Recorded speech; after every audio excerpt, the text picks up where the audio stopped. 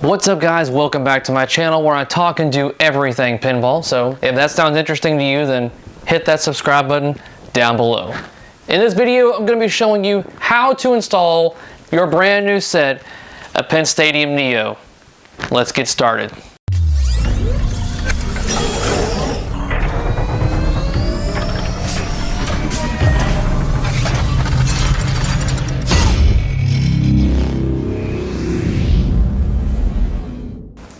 Now I know there's of you out there that are like me. When Scott releases a new product in his lineup, it's always like, what is the difference between this product and that product? To answer your question, the main difference on the Neo in comparison to the regular Penn Stadiums is that you have your regular hyper beams with the UV glow, but you also got the blur, also known as a diffuser, that is on these, which keeps the light from shining onto your wire forms and ramps and plastics and stuff like that, giving it that rainbow effect and the stripes that a lot of people didn't care for. This eliminates that. So with that, this game has a lot of wire forms and plastic ramps that I believe would really benefit from this product. Now what I'm going to do here is show you how easy this is to install on particularly this game. This system is Spike 2, so this would work for any Spike 2 system the same way I'm going to be doing this. There may be little deviations depending on what kind of machine, year, and all that kind of stuff. A lot of variables, but I'm just going to show you what this kit can do particularly for this game. First things first, make sure your machine is completely powered off. If you want to go the extra mile, then by all means unplug your machine. That is up to you, but bare minimum is your machine needs to be off. And then we're going to get in here. These things require power. So you're going to be using the plug that comes with your unit and use the outlet that is right here in your stern service outlet. That's where you're going to plug this unit into right here. And then all we're going to do is just feed it down.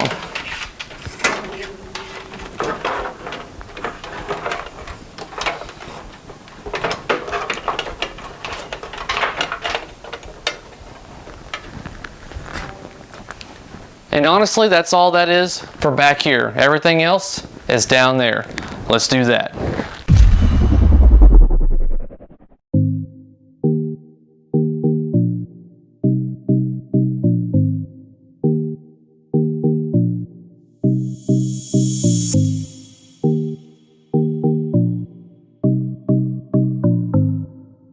Alright, now that our play field is out, or at least retracted far enough for us to reach, we should be able to easily access this power block.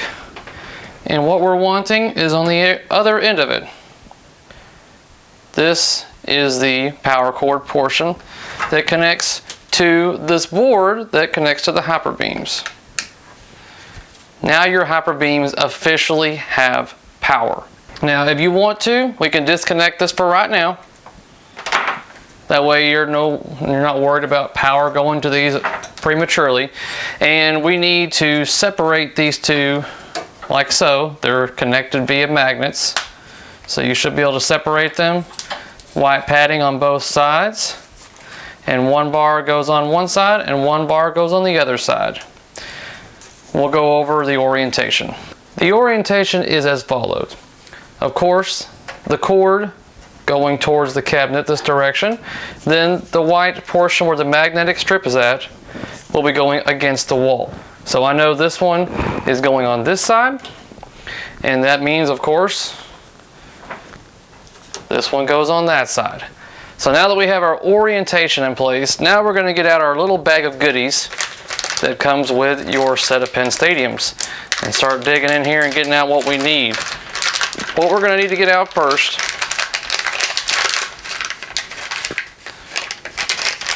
is your cleaning towel cloth. Now, we're going to get this opened up and we're going to wipe down where we're going to put the cord mounts. Now all you're going to be doing is wiping down this area right here on the back portion. This is a brand new machine, so I shouldn't have to be too concerned about a lot of dirt or dust or anything like that. But your older machines, I do recommend you, of course, wipe this down. That way you have good adhesion with the mounts that I'm getting out right now. These are more important than you think, guys. If you don't have these installed, the chances are these cords are going to weigh down, and eventually these things will probably lift off and fall off into your machine. So you want these to alleviate the weight of the cables from causing your pin stadiums to fall off over time. There is no correct orientation, whether or not this one goes on this side or this one goes on this side. As long as you have one of these in place to where these cables can be fed through. I like to put the cables in there first. Snap it down a couple of times. So that is in place. Give me enough slack, and then I'll pull off this backing. Toss that aside. And then I will place it, make sure you can see this, right here in the back. Make sure it's not going to be getting in the way of the side of the machine or anything. And I'm going to press firmly on there just to make sure I've got good contact. I would hold it in place for a good 5 to 10 seconds really hard to make sure that you've got a good firm grip on that. So I've got this one in place, and then we'll get the other one in place. Peel off that backing. Go right about there. Firmly press. You want to make sure these are on here well, because if these fall off, then eventually your cables will fall down, and then your pin stadiums will fall down. So do it right, boys. All right, that should be good. So now we've got the pin stadiums mounted to the playfield, and we're going to mount them to the cabinet, but I usually save that for last. Now we're going to hook up the correct cables to where we want the lighting to take effect. Take the balls out of your machine before you go making your playfield vertical. This should already be a pretty good practice. You can go into the settings and do this, or you could do it manually by actuating the solenoid that ejects the balls out of the trough. Or if you have a magnet stick and you can stick it down in there and pull them out, that's another method as well. But since I'm going to be trying out new balls anyways, I'm definitely taking these out. Alright, now that the balls have been removed, let's get this playfield vertical. Try to keep an eye on your pin stadiums to make sure that they don't try to fall in between where they shouldn't. Get the playfield upright. Alright. The pin stadium should be able to set right there where they're at. And we can start hooking up the wiring. Now you want to reach down here and get your power back packet out again. So here we are with this. Now it's time to hook up the wiring for our flasher and our UV glow. Inside your pin stadium kit you will find these, the one with the alligator clips on them. Unzip tie them, get rid of that, and get them all extended out. Now if you want to, you can actually pull these apart all the way down, so you have one separate strand for GI and one for flasher. Now some people also want to know, is there a difference between which one's which? Because you have blue and white and you have red and green. Does it matter which one of these you use for your GI and flasher? No. They can be used either way when it comes to wires. But when it comes to how you hook it up to your board right here, I always personally remember that the GI, which is the most important thing, is in the middle. Oreo. The best part's in the middle, right? So, but your GI connects to the middle. I typically use the blue and white cables for GI because blue and white mixture of colors is really good for your GI. So, GI's in the middle, flasher is going to be on this portion right here. Now, you can go ahead and connect these. I'm going to put GI hooked up. Flasher. They should snap into place. That portion's done. Now all I got to do is find me a good GI bulb and a good flasher bulb to connect these two. Now this is where personal preference is going to come into place, because where you put your GI and your flasher is ultimately up to you. That is the joy of this product, is that you can make it your own. I have chosen this bulb right here for this game. This bulb is located just underneath where the turtles, you choose which one you want. I'm choosing this bulb right here. This is the white GI bulb. So in order to access this, I need to remove this heat shrink wrapped material right here. If you're lucky, it might be able to just slide off, but chances are you're going to end up having to cut this off to access the stems of the bulb right here, of the bulb socket. So let's get that chewed off.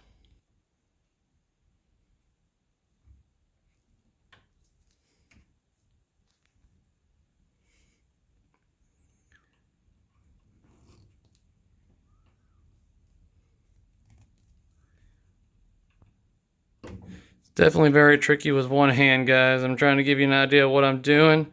But yeah, I'm cutting this off and then I'm going to remove it. Very difficult with one hand. Alright, once I loosened this up or cut this portion right here, I was able to actually just slide it off of this thing. So I cut that part and then it just slid right off of there. So if you want to keep that on there, you can. So that way you can just cover it back up in case you decide not to use that particular bulb. That way you're still protected on it. Alright, I'm going to need both lugs, so I'm going to start getting this one now.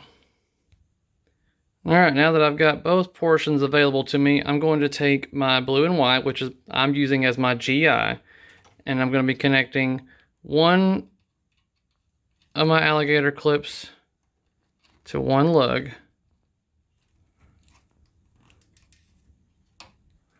Make sure that sucker's on there good. Connecting one to the other.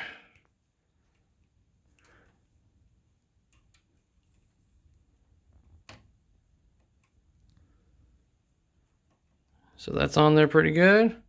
That's on there pretty good. Now, if you are savvy enough and you are confident enough that this is the bulb that you're going to use and you're happy, by all means, you can remove the alligator clips and solder the wires directly to the bulb lugs. If you want to, that is an option. The alligator clips are not a must. That is just a particular option. I like using the alligator clips when I can because it just makes them easy to remove in case I actually need to. So now, technically, I've got my GI ready to go. Now I need to add the extra cherry on top, which is the UV flasher, and I am kind of undecided on which flasher I'm going to use just yet. But I'm going to try out first is one of the flasher bulbs to the pizza disc. This is going to be an experiment, guys. I don't know how well this is going to go over, but this is the joy of the product also, to figure out what you like best. There are people that say to use the flasher above the not the school bus, but the turtle van in the back. I don't feel like I'm going to get enough of it. That one doesn't really go off as often. This is going to be used quite often, and I think it'll give it a nice, good effect. Not to mention I'm putting UV rings on here, so that's going to help the rings glow. Oh, that one just slid right off without any effort. How about that? Let me see if the other one is the same way. Looks like that one is going to be not so much. All right, well, let me get these lugs free. All right, now that both of my lugs are free, I can come in here and use my alligator clips. And just like I did with my GI, clamp them onto one lug if I can get a good view of. Make sure that's on there real good. Get one on the other lug.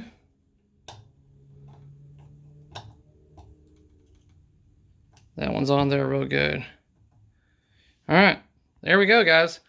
The thing is wired up. Now, if you're even more picky like me, you can do better with your wire management by feeding these wires through the areas, or even installing extra zip ties just to make it a little bit more cleaner. And then we'll be ready to mount these things to the cabinet. Alright, I've done my wire management. What I've done is use these bright orange ones. Everywhere you see a bright orange one is where I have mounted something that's not standard to this game. That way I know that in the future, if I want to remove this system from this game, because that's something that people do, guys, they can install these on their games, and let's say you want to sell the game that you have it on, but you don't want to get rid of your pin stadiums, you want to put them into another game, or you just want to keep swapping around from game to game, you can do that. Just, you know, I have mine set up that way. I know that I can easily remove this whole kit without wondering which one's the right zip tie or whatever or anything like that. It's just an easy snap those off if I don't want this kit on this machine anymore.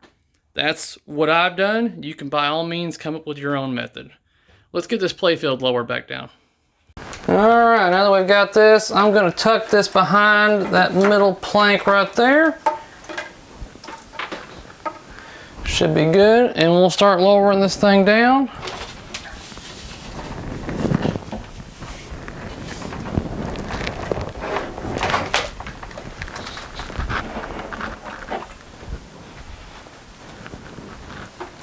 Alright, and now that I've got that tucked in, I now have access to this, and I can now give this unit power once again. And then all you got to do, guys, is that you can just rest that in the bottom of your cabinet. That's where that can go. If you want to, you can find some way to mount that, but honestly, that's about as easy as it gets. It just sits down there in the bottom of the cabinet. He's got it wrapped up and covered, so you should be good to go. Now, it's time for us to move this playfield back in position and get these bars, also known as the hyper beams, mounted to the cabinet. So let's get that done.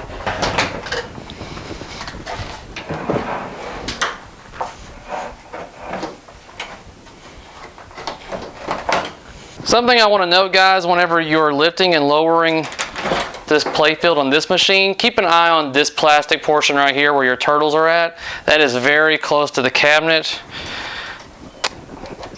and you can end up causing damage to the plastic or the cabinet. And since these bars are going to be in here on the sides, that's going to be a place that you're going to want to look out for also, because the magnet strips are going to be on your cabinet at all times.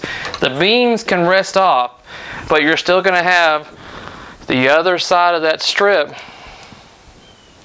mounted to the side of your cabinet at all times. All right. All right, take your alcohol wipe and wipe down the area where you're going to be mounting these magnet strips.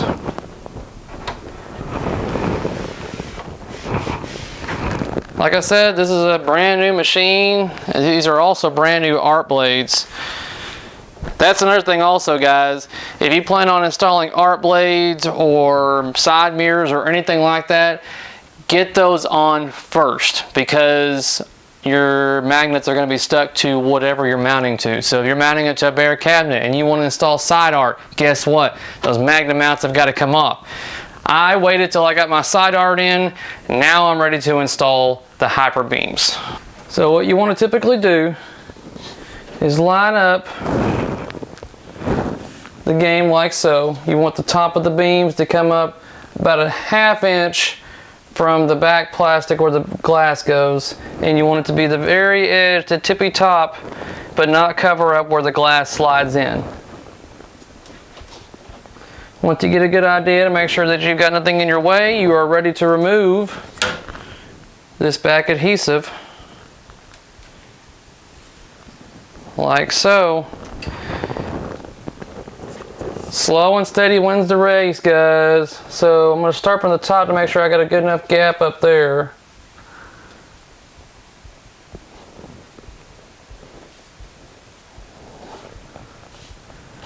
I'm pressing down, but not too hard. I want to make sure that it's sticking, but in case for whatever reason I need to lift it up and reset it because I'm not happy with the location, I can. Once I pride down and those are set pretty well, I'm going to pull up and take that beam off. You should still have your magnet mount right here. That's when I like to apply a lot more force to make sure that that magnet mount is on there nice and flat. That it's got good adhesion and a good bond, and it's not going anywhere. Once I'm satisfied, and I believe that thing's on there pretty good, all you got to do is just get it in position, and then it magnet mounts in place, boys and girls. And that's one side down. Same thing, guys, on this side. I'm gonna get it lined up here. Something that you got to keep an eye out for is the bolts that they have at the very top up here from the cabinet. You want to make sure that you're not going to be interfering with that. So I've got to go a little bit lower on this end, and then right about there. But it looks like I'm blocking the light really bad, so you won't be able to see how I do this very well from that angle. So let me try a different angle. I'm going to do it from this method. This will work just to make sure that you're able to see. Alright, should be good to go. Pry off the white protective layer.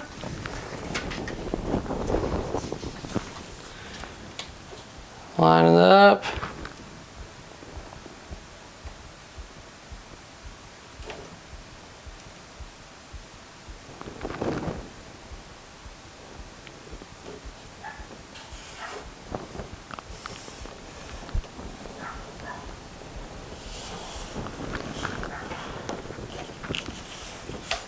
Alright, let me get on the other side so I can firmly press it. And get over here, should be able to pry those up. You can set those down, and then, like I did earlier on the other side, firmly press that magnet mount down.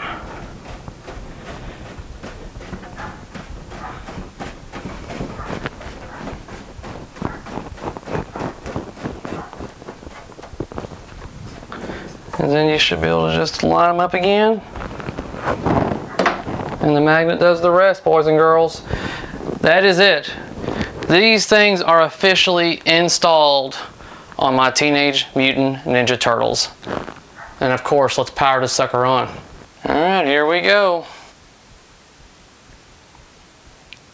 Jesus.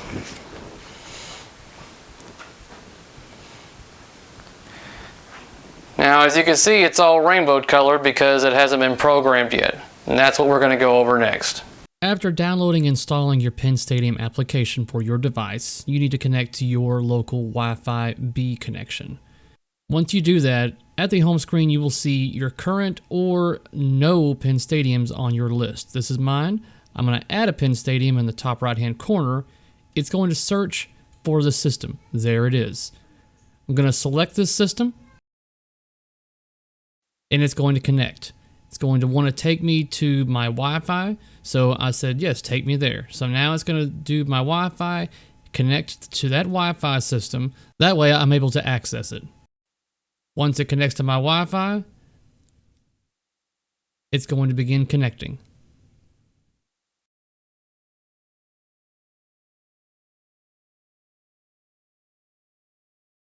After connecting to the Wi-Fi, I get the option to label this system.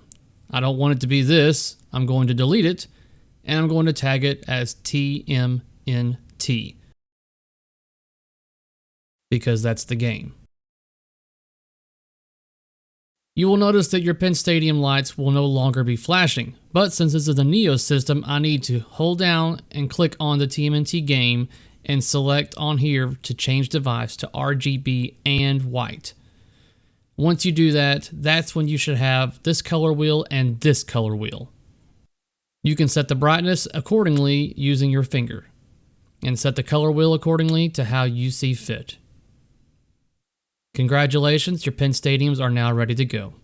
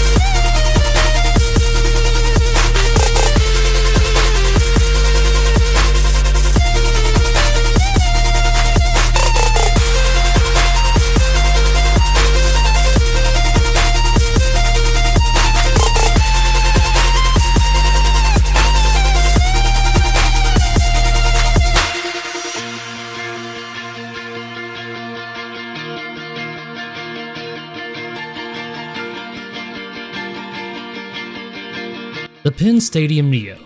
Now, this isn't my first rodeo when it comes to showing you guys this product line, so let me try and give you some info to ease some of your questions or concerns. The original Pin Stadium is an excellent mod for any pinball machine. I know what you're thinking, then why should the Neo product interest me? Well, with an improved design, the Neos have the ability to be much brighter and give off less heat compared to the originals. But the brightest feature is it being able to illuminate your entire game as you see fit, with no strapping effect the originals will give you. If the strapping is not an issue for you, then use the original Pin Stadiums.